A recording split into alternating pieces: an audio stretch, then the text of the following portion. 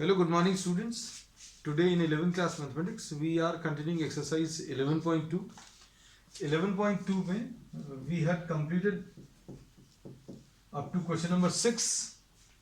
आज की क्लास अभी हम लोग स्टार्ट कर रहे हैं क्वेश्चन नंबर 7 से. क्वेश्चन नंबर 7 में क्या दिया हुआ है? फोकस दिया, डायरेक्ट्रिक्स दी है.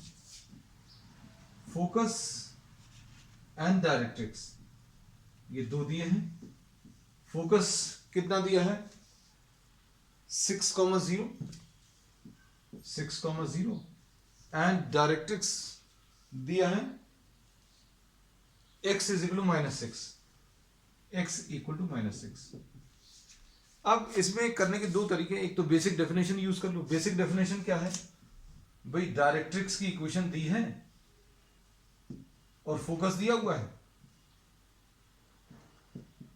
एक मूविंग पॉइंट ले लीजिए XY, और पैराबोला की बेसिक डेफिनेशन ये है कि इसका फिक्स पॉइंट से डिस्टेंस और इसका डायरेक्ट्रिक्स से डिस्टेंस इक्वल होगा PS upon PZ. Fix point यानी फोकस, फिक्स लाइन यानी डायरेक्ट्रिक्स, और ये मूविंग पॉइंट है. और ये पॉइंट कैसा मूव कर रहा है कि इसका फोकस से डिस्टेंस और इसका डायरेक्ट्रिक्स से डिस्टेंस का रेशियो ये कांस्टेंट है. अब हम लोग इसमें ये बोलेंगे PS upon PZ is equal to E and E is equal to 1 for what? A parabola. E की वैल्यू 1 है पैराबोला के लिए. अब देखो P का S से डिस्टेंस अभी हम लोग निकाल सकते हैं. तो PS is equal to PZ ये सॉल्व करना है. PS कैसे मिलेगा? ये मिल जाएगा under root of x minus 6 का whole square plus y minus 0 का होल स्क्वायर. ऐसा कुछ आ गया. अब इसका इस डायरेक्ट्रिक्स से डिस्टेंस, तो डायरेक्ट्रिक्स की इक्वेशन कितनी है बच्चों? x plus 6 is equal to 0. Directrix की इक्वेशन क्या है? x plus 6 is equal to 0. इस पॉइंट का इस लाइन से डिस्टेंस अगर आपको बताना, कैसे बताएंगे? PZ कैसे निकालोगे? PZ निकालने का तरीका, इस पॉइंट को इस लाइन में सब्स्टिट्यूट करो. x की जगह x रख दो, y की जगह y रख दो. y तो यहां पर है नहीं, तो हम लोग क्या करेंगे? PZ will be equal to x plus 6, ये आ गया, डिवाइडेड बाय इस इक्वेशन में x के साथ जो नंबर है उसको स्क्वायर करो, और y के साथ जो नंबर, तो y तो है नहीं, इसको स्क्वायर करो. This is how we find out the distance of a point from a line.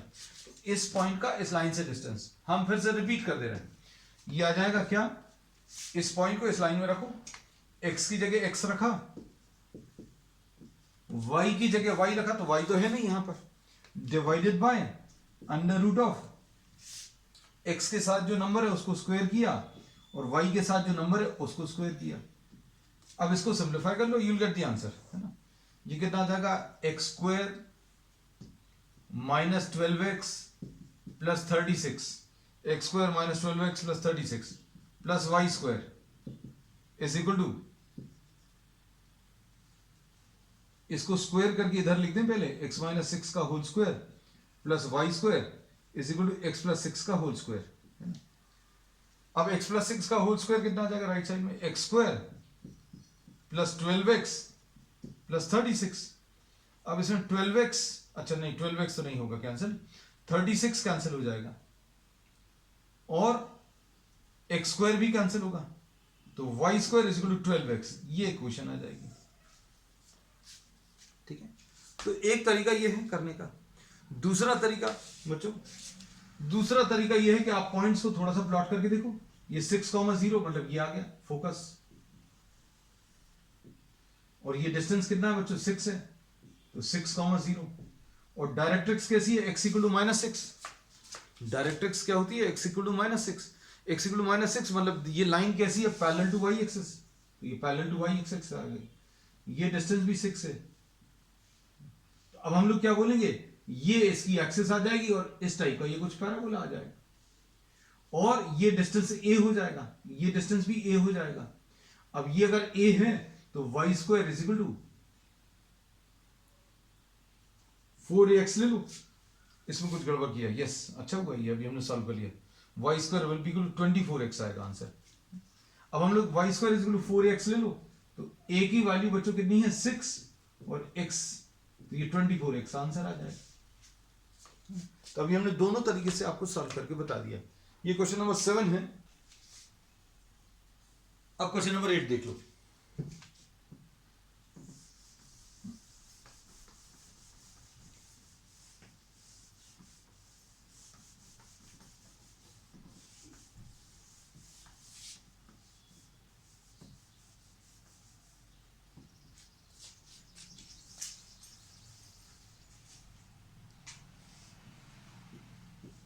Question number 8, इसमें फोकस 0, -3, फोकस 0, ठीक, और डायरेक्ट्रिक्स y -3 = 0। ये दिया हुआ है फोकस 0, -3 और directrix y -3 = 0। Basic definition use करो। बेसिक डेफिनेशन मतलब एक पॉइंट मूव कर रहा है, इसका फोकस से डिस्टेंस और इसका डायरेक्ट्रिक्स से डिस्टेंस का रेशियो e होता है और e की वैल्यू 1 होती है पैराबोला में। तो मतलब आपको क्या करना है, इसका इससे डिस्टेंस और इसका इससे डिस्टेंस इक्वेट कर दो, PS = PZ। अब इन दोनों के बीच में डिस्टेंस कैसे निकालोगे, x - 0 का होल स्क्वायर प्लस y + 3 का होल स्क्वायर, ऐसा कुछ हो गया। अब PZ कैसे मिलेगा, इस पॉइंट का इस लाइन से डिस्टेंस कैसे निकालोगे, x की जगह x रख दो, अब x तो है नहीं, y की जगह y रख दो, तो y - 3 अपॉन √, x के साथ जो नंबर है इस इक्वेशन में कुछ भी नहीं है, उसको स्क्वायर करो, y के साथ जो नंबर है उसको स्क्वायर करो। अब इसको सिंप्लीफाई कर दो, x² + y + 3 का होल स्क्वायर = y - 3 का होल स्क्वायर। तो x² + y² + 6y + 9 = y² - 6y + 9। 9 और 9 कैंसिल होगा, y² और y² कैंसिल होगा, तो x² will be equal to -12y, ये आंसर आ जाएगा। अब इसको अगर हम स्टैंडर्ड फॉर्म यूज करके करना चाहें तो कर सकते हैं क्या, हमने 2 मेथड इसके पहले वाले प्रॉब्लम में बताए थे, इसमें भी एक और मेथड ले ले रहे हैं। अब देखो 0, -3 कहां पर आएगा, ये आएगा, और डायरेक्ट्रिक्स क्या है, y = 3, y = 3 will be a line which is parallel to x axis, तो ये बच्चों डायरेक्ट्रिक्स आ गई। ये डिस्टेंस 3 दिया है, ये भी डिस्टेंस 3 है, मतलब ये पैराबोला ऐसा कुछ आएगा, और इसकी equation x² =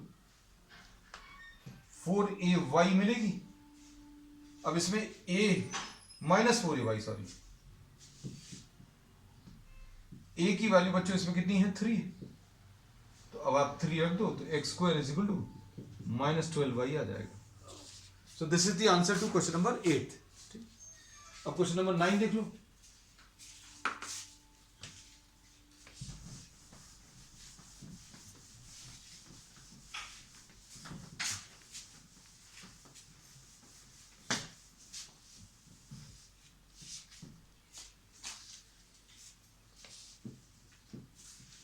question number 9, vertex और फोकस दिया है बच्चों, वर्टेक्स 0, 0, फोकस 3, 0। अब देखो ये वर्टेक्स 0, 0 आ गया, फोकस बच्चों 3, 0 आ गया। अब वर्टेक्स से पास होता है पैराबोला और फोकस इसके अंदर लाई करता है, तो इस टाइप का कुछ होगा, सिंपल। वर्टेक्स से पास होगा और focus always lies inside, curve के अंदर लाई करता है। तो अब ये इसकी इक्वेशन, स्टैंडर्ड इक्वेशन क्या होती है, y² = 4ax। तो बच्चों a कितना है, वर्टेक्स और फोकस के बीच में distance, distance between vertex vertex and focus 3 है और ये ए होता है, तो y square is equal to 4 into 3 into x, तो y square is equal to 12x will be the answer. बस फिनिश, इसमें ज्यादा कुछ करने को नहीं है। अब इसके बाद क्वेश्चन नंबर 10 देख लो।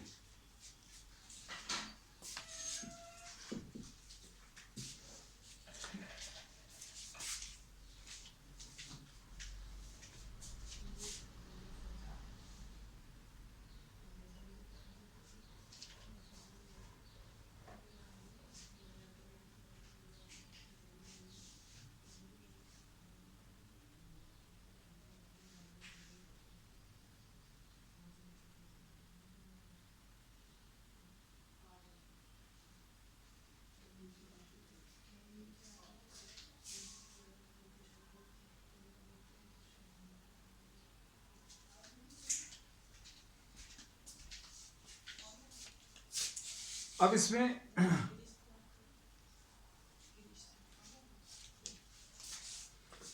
क्वेश्चन नंबर 10 में देखो, वर्टेक्स 0 0,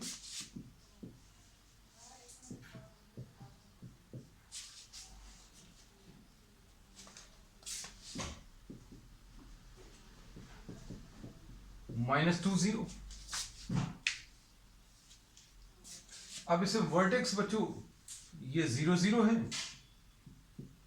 और फोकस बच्चों -2 0। अब इसमें किस टाइप का आएगा? अब इसको देखकर अभी हम क्या बोल सकते हैं?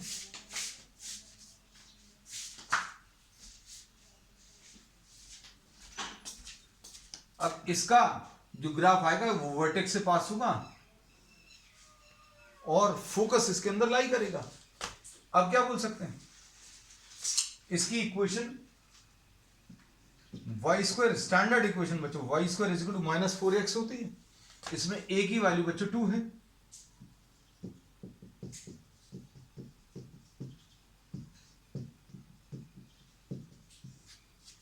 Y square is equal to -8x, इसका आंसर आ जाएगा, है ना। चलो, ये क्वेश्चन नंबर 10 है। अब इसके बाद क्वेश्चन नंबर 11 है।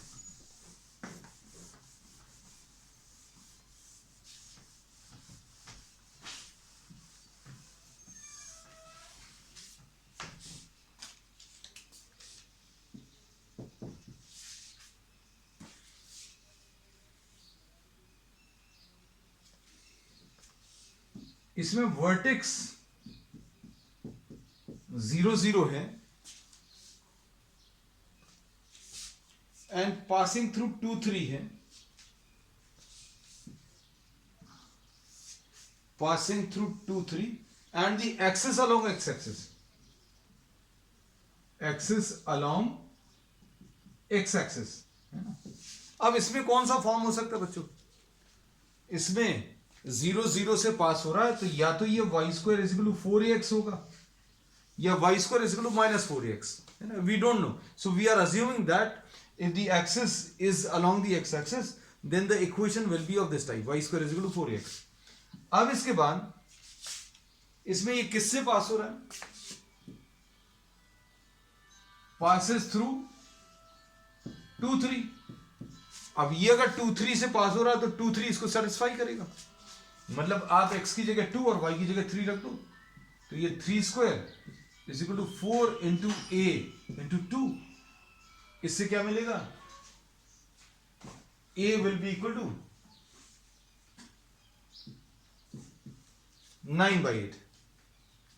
बस वैल्यू रख लो बच्चों, तो y square is equal to 4 into 9/8 into x, तो 2y square is equal to 9x, ये आंसर आ जाएगा। ये क्वेश्चन नंबर बच्चों कौन सा? 11th है, ठीक। अब इसके बाद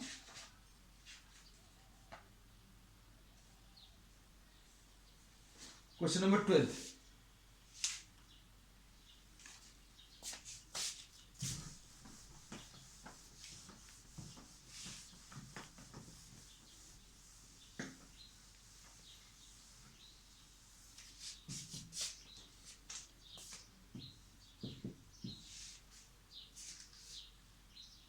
vertex 0 0,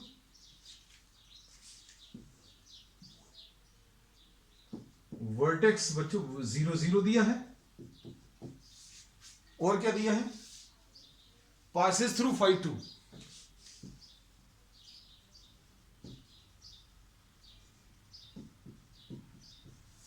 passes through phi 2 and symmetric with respect to y axis, symmetric with respect to y axis, है ना। तो ये ऐसा हो सकता है या फिर ऐसा हो सकता है। फिर से क्वेश्चन बिल्कुल वैसे ही है, इसमें हम लोग अज्यूम कर सकते हैं x square is equal to 4ay। अब ये 5 2 से पास हो रहा है, x की जगह 5,